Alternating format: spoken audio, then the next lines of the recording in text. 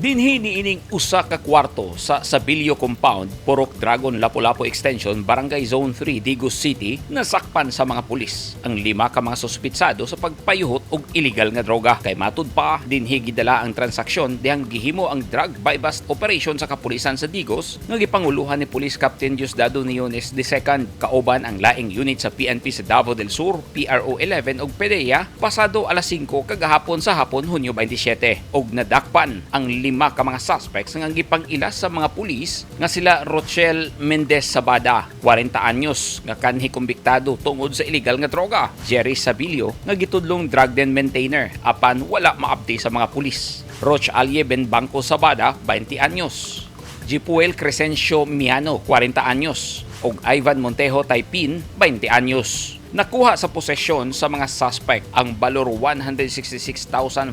pesos sa hituuhang shabu, marked money, ug shabu paraphernalia.